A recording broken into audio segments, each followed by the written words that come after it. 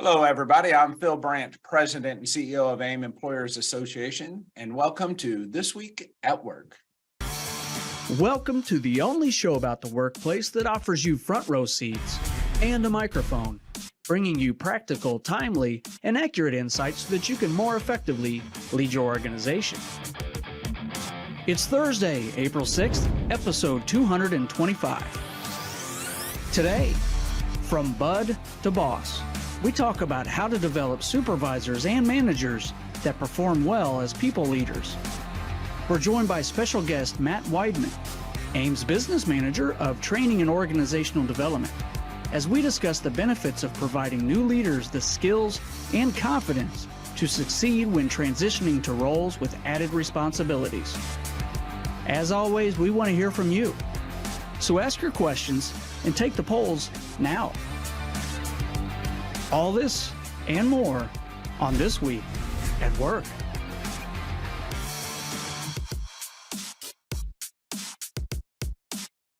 All right. Welcome back, everyone. Bert, good to see you again today. It feels like just yesterday we were together doing our harassment training. What a successful program that was. The feedback's been fabulous so far. I don't know if you've received any from your clients, but 250 or so people attending that program. Great topic, great participation, and our guest looks kind of familiar to us today. We'll get to him in just a moment there, Mr. Matt Wideman. Yep, I'm doing well, Phil. Happy to be here again. And it's been so long. It's been a week since we did the program, and you called it harassment. Did you miss me, Bert? Well, you called it harassment program, and it was an investigations program. That's how memorable it was for you. Well, investigation, but we did a role play of harassment. That was exactly my point of confusion, but you're exactly right. It was the workplace investigation. And, I think what was important is I did have several people come up afterwards and tell me that's the first time they've really been through any professional development in the space of investigations. And I mean, that's just such a important skill to have as an HR professional. And I do know not every HR professional gets that development. I was very lucky in my career having a safety background that was part of the education and training that you received as a safety professional, and you did it almost every day. But HR professionals don't, and it is a skill, and it is something that we have to be good at and take very seriously. The program is available online should anyone choose to purchase that program. Matt, maybe you can tell us a little bit about that. Where would they find that program, and how would they go about it? Sure. Yeah, I would say the best thing to do would be reach out to their advisor or reach out to our solutions team, and we can get a copy of that to you to watch. And I think there's a lot of good takeaways that any HR professional or even supervisors could take away from that in terms of how to deal with those situations. Yeah, absolutely. Yeah. So great 2-hour program, Bert. I appreciate that. And let's get on with today's topic. We got a lot of things to talk about. I know there's some important developments for Lawyer on the Clock. Let's introduce the poll questions for today. As always, we do want to hear from you. I know the poll questions are starting to come in. The first question is, where do your supervisors typically come from? And what we're really asking here is, are you hiring them from internal, from external? What percent or mix do you have? I know in the past we had a business strategy that we wanted 25% of our supervisors to come externally and 75% to be internal hires. That was a business strategy that we had to promote internal development, culture, those types of things. So we'd like to hear from you as it relates from that question. And then the second question is, what is the most important trait for a supervisor in your business? If you could use one word to describe the most important trait, what would that be? And then we do have a third question today. And does your company train new supervisors to be people leaders? So do you have a formal training program? Do you wish them luck and send them on their way? What do you do to really develop their skills as people leaders? I think that's 3 great questions there. Thank you, producer Nick, for that. And we'll be looking forward to your feedback as well as your chat. All right, Bert, are you ready for Lawyer on the Clock? I'm always ready for Lawyer on the Clock. Favorite part of the program. Nick, let's kick it off. Lawyer on the Clock. All right, it's time to look into what's trending in employment law. Lawyer, you're on the clock.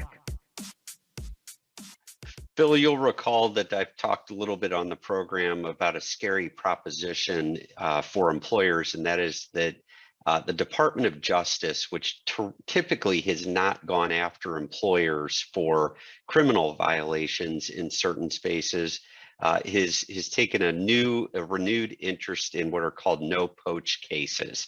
And that is when one company agrees with another company not to hire that other company's employees. Sometimes you will get no poach pacts among employers in certain industries where they agree not to raid each other's employees.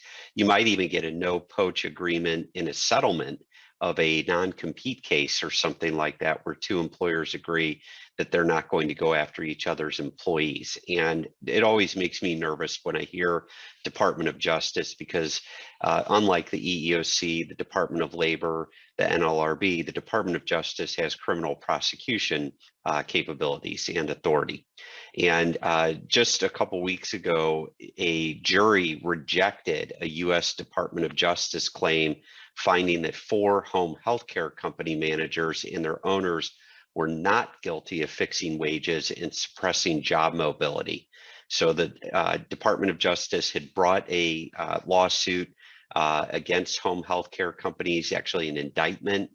The Department of Justice in January announced that federal grand jury, in January of 2022, I should say, announced that federal grand jury had returned the indictment, charging the individuals with conspiring to eliminate competition for home healthcare workers early in the COVID-19 pandemic.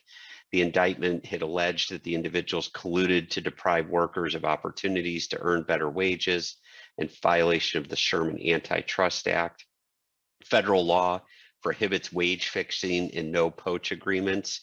And like I said, the Department of Justice has taken a renewed interest in that. I also talked previously on the program about the Department of Justice obtaining its first criminal conviction last year against a company that pleaded guilty and was sentenced to pay $134,000 for a no poach agreement. And an individual in that company was slated for trial, but the charges were dismissed upon his successful completion of a diversion program. And again, I think the important piece here is that if your company finds itself in an industry or sector where there no poach agreements exist, those need to be taken, you need to look at those very carefully and decide whether it's worth it to have those in place. So Bert, if I break that down just in a way that maybe I can understand that, maybe I'm a manufacturing, a warehouse facility, I'm a local employer in one of our states that we serve, and I'm in an industrial complex, and I have some other businesses that neighbor me, and the owners and CEOs of those businesses get together and say, hey, I'm not going to hire your people, you don't hire my people, and they kind of have a handshake agreement. That's kind of what we're talking about here a little bit, maybe. Yeah, so even sometimes more formal than a handshake agreement. That's right. So again, I go on an interview and they're like, oh, you work next door at ABC company. Oh, we have an agreement where we can't really hire you. We're sorry about that. That's what we have to be careful of. And I don't know of those existing, but I'm sure somewhere somebody has done that with all the right intent, but that's what we have to be careful of. Yeah, that and I'd also say just in certain sectors or industries where when you have two or more competitors, and the competitors agree, we won't go after each other's employees. Yeah, that's a good point. But in this case, they found no wrongdoing. Correct. At least not in a criminal way. Correct. That's exactly right. But again, be careful. You don't want to be that test case, and certainly no one wants to have an indictment, federal grand jury indictment brought against them. Well, not everybody. Some people seem to just go, that's not a problem. I didn't do anything wrong. I don't know who you might be thinking of when I say that, but let's move on. All right. So the next one I have for you, and this one I think Phil's going to fall into the go figures column. I have not done the research on the background of this, but the March 13 under the Taxpayers First Act, the OSHA, our good friends over at OSHA, adopted a new rule that outlines whistleblower protections under that federal Taxpayer First Act. And what that means is that OSHA now protects whistleblowers who testified about tax violations or assisted government investigation of tax violations. And so it protects them for retaliation. Yes, I'm not making the connection to that. Yeah. Yeah. The problem is I'm having trouble connecting OSHA, which is the Occupational Safety and Health Administration, to whistleblower protections in the tax area.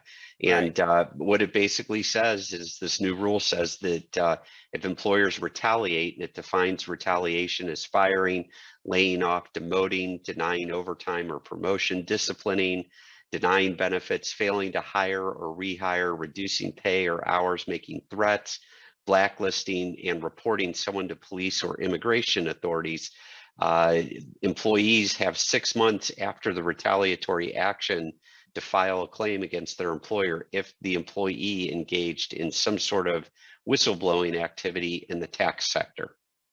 Yeah, maybe the only thing I can think of is someone complains through an OSHA related channel of whistleblowing, and therefore they're creating some protection, but that just makes no sense to me. I didn't think you needed more protection than what was already out there, but be interesting to see how that comes around in the future someday.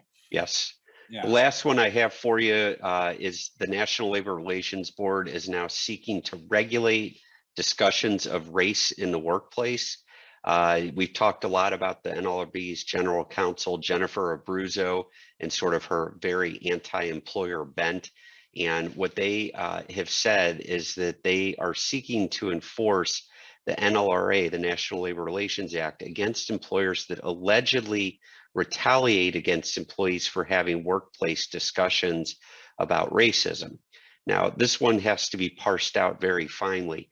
The rule really sets forth a very expansive interpretation of conduct that constitutes protected concerted activity under Section 7 of the National Labor Relations Act to include general discussions working to end systemic racism, including its impact at the employer. And so what this does is basically sets up a dichotomy or a challenge here that DE&I programs at employers are fine. Those are acceptable. That's appropriate workplace discussion. But anyone who pushes back, including the employer, if they push back against those discussions, if they challenge those discussions, then the company can be guilty of an unfair labor practice. You'll recall that the general counsel had previously sued Whole Foods Market for disciplining employees who wore Black Lives Matter pins for violating the company's dress code policy.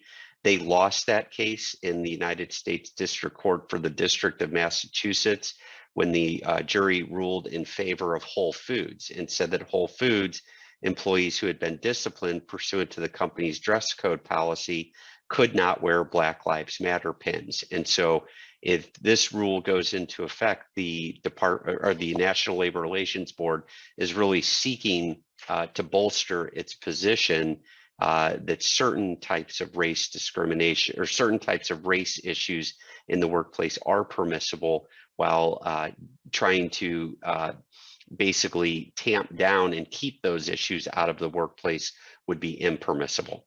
So real quick, if I can just remind our listeners, if you did participate in a poll, we had a quick glitch there, and producer Nick has got it fixed. We appreciate that, Nick. If you could just resubmit your results on that, we'd appreciate that. Okay, Bert, back to that. So I'm going to just try and simplify it in some layman's terms. I can support the diversity and inclusion efforts as a supporter, out loud, visibly, on display with things I support and wear and follow the company line. I may not oppose it. That's in essence what this would boil down to. This advice memorandum coming from the general counsel really is a very strong indication that the board is going to look to broadly interpret what constitutes protected concerted activity so as to cover workplace discussions about race, even if those discussions generally focus on just racism in society, not just racial issues at the employer itself. So where I know I have had some experiences, I think of some union shops that I'm familiar with, and there has been some scenarios where employees who belong to unions choose to do simple things like I'm not, it's the union employee, it's the employee that is represented by a union's responsibility to raise the flag out front. That's a duty called in the job duty list, and it's that person's responsibility to do that. They have to be represented by a union. Management cannot raise the flag. Now, management says, we want you to raise the pride flag, and we're going to hang that also on the pole next to the POW flag and the American flag. And then the union represented employee says, I will not do that. And this is a true story. I'm aware of this scenario. It's why I'm using it.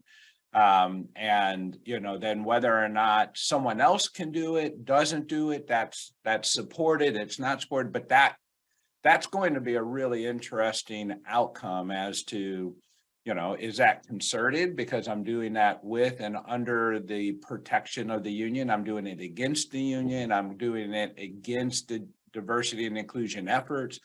That's going to be really a twisted one here. It is. I do want to point out that this rule from the NLRB specifically relates, or this guidance memorandum from the NLRB's general counsel specifically relates to discussions about race. It does not go broader than that. But your point, Phil, I think is a good one, and that is that it sort of indicates a slippery slope here of government getting involved in what employers can and cannot promote and what employers can and cannot support. And of course, my advice on the program has been that companies, at the end of the day, the job security that we have as employers comes from a supply of customers, and it also comes from having employees that are across diverse backgrounds. Our customers come from diverse backgrounds, our employees come from diverse backgrounds. And as soon as you start as an organization taking stances on these societal issues, you're going to alienate a good portion of your customer base, your employees.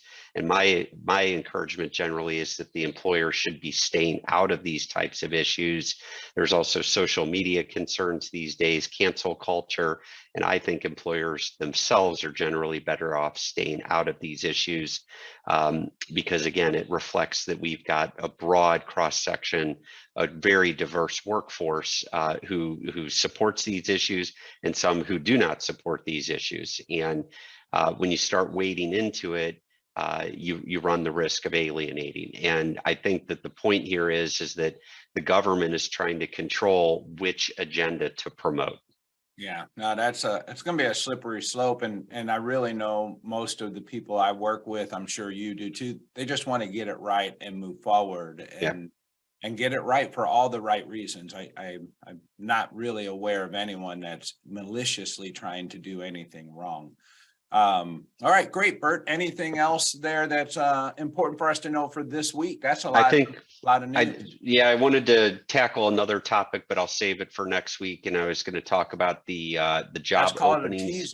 That's called a teaser. The labor market, what's happening in the labor market. Again, I've mentioned before that in my almost 30 years of doing labor and employment law, I've never seen the economy whipsaw so quickly from we can't find enough people to we are now having massive layoffs. And this has to do with the Fed and the interest rate increases trying to tamp down inflation. And we'll talk about that perhaps next week. Yeah, that would be a great discussion. Maybe we'll get someone to join us with that, because as well with that, even when I do that, there's still 10 million job openings. Actually, 9.9 million, Phil. 9.9. We're Yes. making a dent in it. We're making a dent in it. The Fed is. And you know, there's a long way to go, but it is affecting some more than others, but future's a little unknown. That's our teaser, Bert. We're getting good at this stuff after All right. 2 or 3 years. Great. Let's move on to Philbert's forum and take a look at some of the things producer Nick put together for us. You've just entered Philbert's Forum, where we peel the onion back and take a lighter look at the workplace. All right. What do we have here? Oh, my boss be like work. And Nick, you're going to have to read that for me. I apologize here. What's our most interesting man saying there? Well, in this case, our most interesting man is saying, I don't always ask my employees how they are, but when I do, I walk away before they answer. Oh, I've had that boss before. What a great management style. Yeah, but we all have had that boss, haven't we? Where they, they ask questions of interest, but they're not interested at all. What a bad for trait. sure. Yeah, we should probably preface this with these are not the rules to follow, such as when the new These are supervisor. not the things that Matt Wideman teaches in his program. We hope not.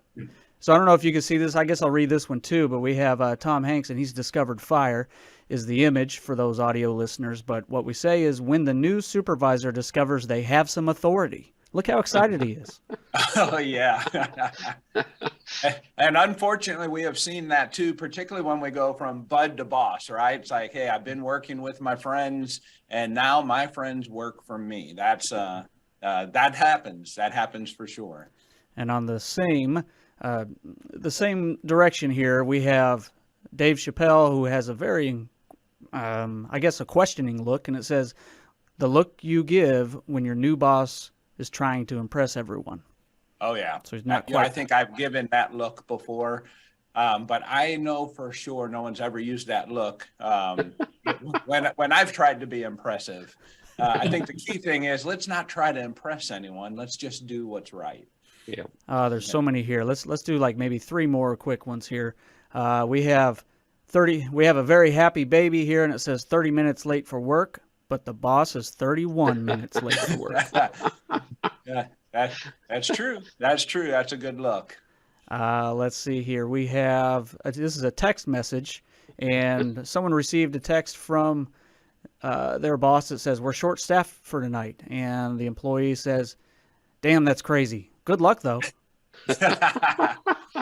Yeah, so long gone are the days of mandatory forced overtime. Some of the issues I grew up with, that is exactly it. Well, good luck with that. But good ones there, Nick. Thank you. You got one more? Yeah, I got one more. This is my favorite. So we have a guy sitting on a nice, that's a slick Lamborghini. It has the color combo of my favorite Adidas shorts. Anyways, it says, my boss arrived at work in a brand new Lamborghini. I said, wow, that's an amazing car. And probably in Jeff Bezos style, he replies, if you work hard, put all your hours in, and strive for excellence, I'll get another one next year. That's real. I got a quick story on that. We're going to get to you, Matt, so get yourself ready to roll. I was doing a union negotiation, and one of the union bosses came up, and I was working with a labor attorney, and the labor attorney was driving a very fancy car, and we were all walking out at the same time of the hotel conference room, and the attorney went to get into his fancy car, and the union boss was showboating a little bit and said, see, that's exactly the problem. See your car. That's why we're in here having this argument. And the labor attorney, without missing a beat, said, you are exactly right. And it was, the whole point of you're driving a nice car. My guys are driving beat up cars. And the attorney didn't miss a beat. I kind of went home scratching my head going, I don't know how I'm going to make it better from here. But nevertheless, that was a good meme, Nick. I could relate to it. All right. Well, let's get ourselves introduced to Mr. Matt Wideman. Matt is one of our managers here. He leads all of the training and organizational development coaching type activities for AAIM. And we wanted to focus today on actually being the boss. And that's kind of the theme. Everyone wants to be the world's best boss. That's what we're trying to achieve. Maybe one of you even have a coffee mug with that on it. I'm not sure. But Matt, we at AIM have a very specific program, and I know there's a lot of activity in training, but we have a model that we want employers or encourage employers to use. First, let's just start with what's happening around the country in the space of training and training supervisors and managers. What do you see happening out there? Sure. Yeah. Great question, because I was actually just on a networking call yesterday with about 10 other employer associations from across the United States.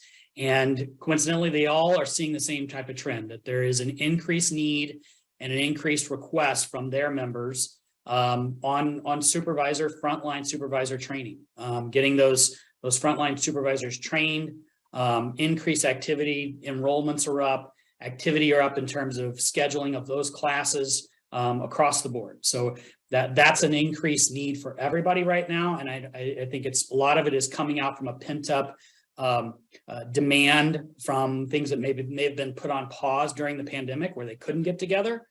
So that's definitely a big trend right now. And so you get an ability you chat, coordinate. So you're talking with managers, owners, HR professionals, say, we want to do training for this reason. This is what we're trying to accomplish as a result of the training. What are some of the themes that come out of that in the conversation that you have with the employers around the region? Sure. I would say, in terms of the skill sets that they're looking for, that they say, our frontline supervisors really need these things. The ones that are always at the top of the list are communication, the ability to coach, and the ability to provide feedback to their teams. So that's always the top three. There's others that are always included. Yeah, those are nice to have, but those are always the basic three. And that's even starting at the lead level. Whether we're talking about leads that are not necessarily managers, and they're not supervisors where they have direct reports, but they are leading by example. They're leading by influence by other people that are on the front line with them. They're still doing processes, but they are the subject matter expert. And so we're working to get them to be future supervisors, to be future managers, but it all starts with improving those communication skills, improving those ability to coach others, motivate others, and things like that. I always find it interesting.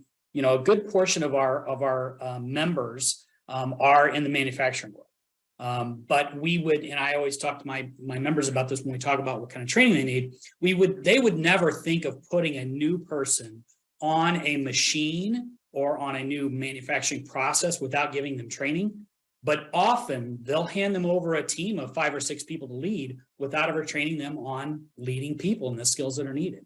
That's a really good point. And it does happen, right? It's like I'm very skilled at my job. I've been here long enough to have some level of competency, and therefore I get, the tap on the shoulder. How would you like to lead the team? And when you're talking about, in this case, leading, it's just, I'm the leader. I don't hire, I don't fire, but I have a responsibility maybe to help manage workflow and answer basic level lead oriented questions.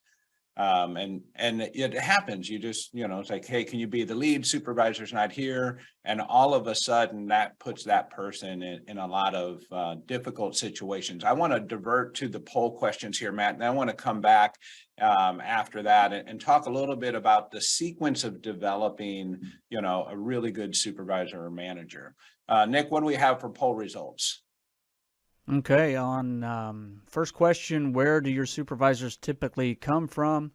We have the highest answer is 50% of our respondents say roughly 75% internal and 25% external.